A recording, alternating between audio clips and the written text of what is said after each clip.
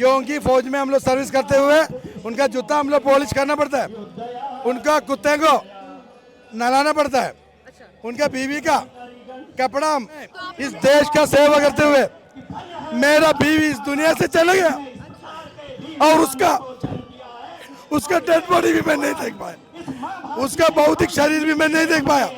मैं 34 दिन में गया, क्यों? देश के लिए रक्षा करते हुए दुनिया से चला गया। 1.5 साल का बच्चा मेरा हाथ में दिया उसने, इसलिए जैसा 15 साल सर्विस मेरा हो गया। तो ये क्यों ऐसा किया हुआ है हमारे साथ? ये अन्याय क्यों? नमस्कार, आप सभी का स्वागत है इंडिया इंटरनेशनल न्यूज़ और मैं साक्षी शाह इस समय मौजूद हूँ राजधानी दिल्ली के जंतर मंतर पर। पूर्व सैनिक जो लगातार अपनी विसंगति को लेकर 20 फरवरी से बैठे हैं विशाल धरना प्रदर्शन पर। आज आप देख सकते हैं पीछे किस तरह से अलग अलग राज्यों से लोग मौजूद हैं, कितनी तादाद में लोग जो है यहाँ पे मौजूद है अपनी विसंगति को लेकर। आखिर सरकार क्या कर रही है, हम उनसे खुद खास बातचीत करेंगे। क्या नाम है सर आपका? धनीराम। कहाँ से आए आप? हरियाणा से। अच्छा, आप कहाँ से आए? मैं केरला मालपुरम अब्दुल मजीद। आप कहाँ से आए? जालंधर पंजाब से। आप कहाँ से आए? राजस्थान से। आप?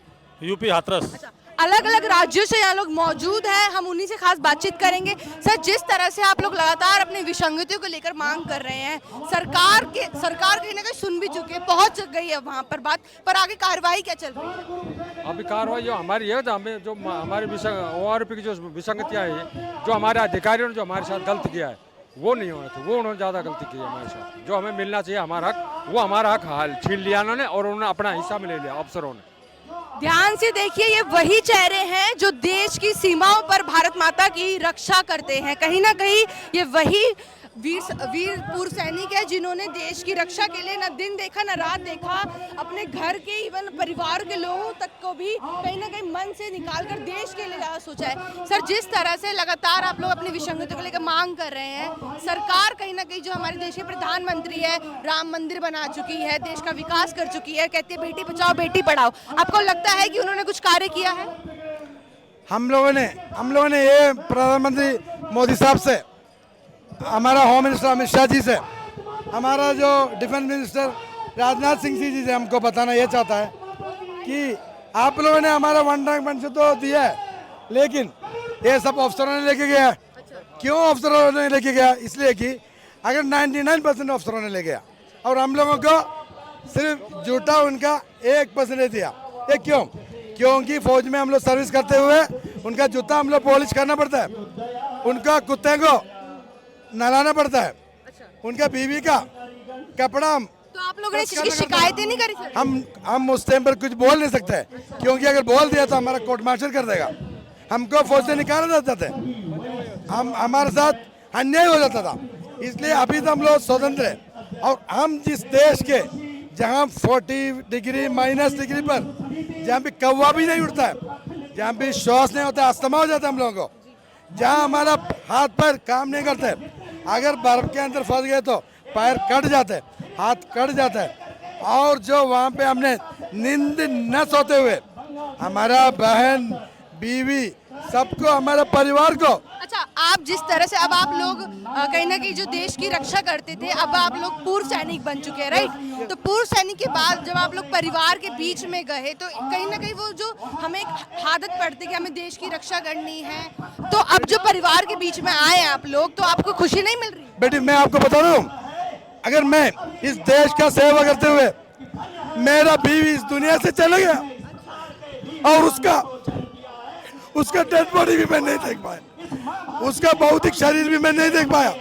मैं 34 दिन में गया, जब मैं देश की रक्षा करने जा रहा था, वो मेरी बीवी जो है बेटा गोद में लेके खड़ा था और मेरे को डांटा दिया। जब मैं छुट्टी आया वापस, तब मेरा बीवी इस दुनिया में नहीं रहा था। क्या हुआ था? उसको ब्लड कैंसर हो के इस दुनिया से चले गया। वो 34 दिन में आया, तब तक उसको दफना दिया था और कब्रिस्तान के अंदर चले गए थे। तो आपको पता नहीं था कि उनकी? नहीं पता था, जबकि उस वक्त जो है 1997 में टेलीफोन नहीं था, टेलीफोन का सुविधा ही नहीं था। उस टाइम पर तार भेजते थे, तार के या लेटर के जरिए से इंफॉर्मेशन देते थे। फोन का सुविधा उस टाइम पर नहीं थे, और मैं जैसा छुट्टी आ गया था तब मेरा बीवी नहीं था इस दुनिया में। क्यों? देश के लिए रक्षा करते हुए वो दुनिया से चला गया। 1.5 साल का बच्चा मेरा हाथ में दिया उसने, इसलिए जैसा 15 साल सर्विस मेरा हो गया तो मैंने 16 साल में VRS लिया। तो ये क्यों ऐसा किया हुआ है हमारे साथ, ये अन्याय क्यों? हम पूछ रहे हैं कि हम इतना तकलीफ उठाते हुए देश की रक्षा करता है, और हम देश की रक्षा करता है तो इसलिए इन लोग यहाँ पे शासन में MP MLA प्राइम मिनिस्टर बन के घूमता है, या शासन वाला हो या प्रतिपक्ष हो विपक्ष हो, सभी एक चीज है। उनका पेमेंट बढ़ाते समय है ना, उन लोग सब एकजुट होता है, उन लोग उनका पेमेंट जो मर्जी बढ़ाता है तब विपक्ष भी एक है, शासन वाला भी एक है। ये हमारा शासन के खिलाफ नहीं है, हमारा अफसरों के खिलाफ है। क्यों?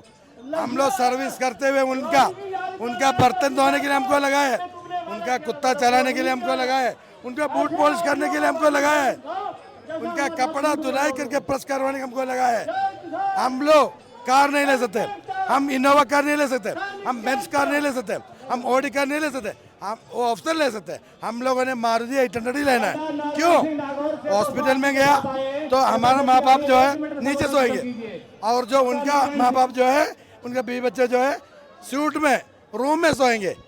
क्यों? हमने हमारे साथ क्या बीमारी को भी रहेंगे क्या CHD में जाएगा तो अफसर सीधा लेता है, अफसर सीधा सामान लेता है, हम लोग लाइन लगाना पड़ता है। और जो अस्पताल और जो है कार लेने में भी, हॉस्पिटल में भी, CHD में, सभी जगह पर हमारे साथ अन्याय हो रहे हैं। बेटी आप लोगों को तो हमने हिफाजत कर रहे हैं, हमारा बॉर्डर पे अभी भी डटे हुए जवान है, इसलिए हम आपके साथ जो है बात कर रहे हैं टीवी वाले के साथ। आप अगर यहाँ पे जिंदा है उस कारण हम लोग फौजी हमारा साथी जो है बॉर्डर पर डटे हुए हैं, देश की रक्षा करने में लगे हुए हैं, वो सोते नहीं रात को, वो सोते नहीं। हमारा नींद अभी डिसऑर्डर है, हमको रात को 3 घंटे से ज्यादा नींद नहीं आता बेटा, क्योंकि 2 घंटा अगर ड्यूटी के तो गलती से 4 घंटा सोने के लिए मिलता है, उसमें 3 घंटा सोता है। ये क्यों?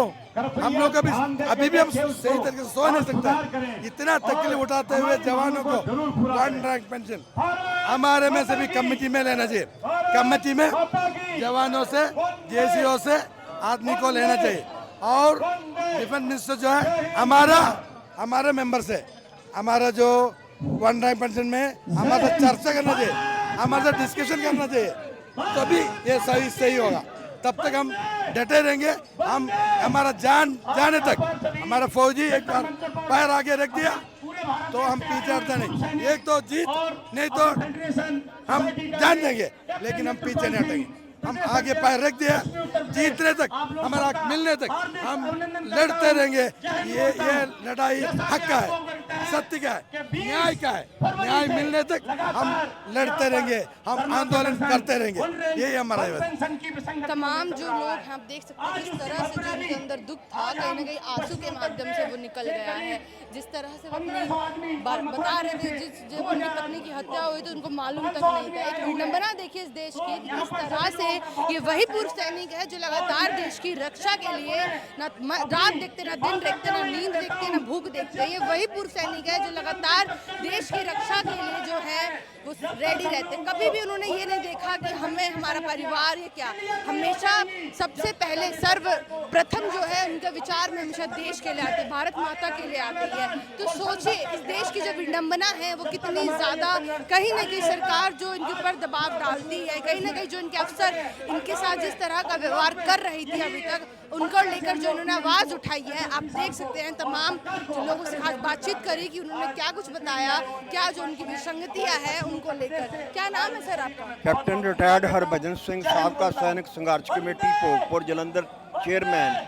अच्छा, जिस तरह से आप लोग अब पूर्व सैनिक बन गए हैं, अब आप लोग परिवार के साथ रहते तो खुश नहीं है? हम परिवार के साथ खुश हैं, मगर हमारे 2.5 लाख जो रिटायर्ड साहब का सैनिक है, जिसमें अलग अलग जातियों के, जैसे ये भाई साहब ने अभी स्टेटमेंट दिया है, उन लोगों की जो पेंशनें थी, मोदी साहब के साथ कुछ अफसरों ने, रिटायर्ड अफसरों ने मिलकर उसमें हमारे अलाउंसों में, सब चीज़ों में, जैसे पेंशनों में जेसीओ जवान 2.57 और ऑफिसर 2.81 फैक्टर जो लागू कर दिया, जिससे हर चीज़ के पर हमारे असर पड़ा है। और हाँ, लोगों से आपको जाना कि अलग अलग राज्यों से जो है वो लोग यहाँ पे मौजूद हैं। आप देख भी सकते हैं किस तरह से उनके अंदर आक्रोश है, लगातार जो है यहाँ पे लोग विशाल धरना प्रदर्शन कर रहे हैं। इन लोगों का कहना है कि अगर 15 अगस्त से पहले अगर सरकार ने इनकी बात नहीं सुनी, कुछ कार्यवाही नहीं करी, तो ये लोग अब जो कदम होगा वो बहुत ही घातक होगा। आपकी क्या राय विचार है इस वीडियो को देखने के बाद? अपनी प्रतिक्रिया देना ना भूलें। कैमरा पर्सन हरिंदर के साथ मैं साक्षी जल्द हाजिर।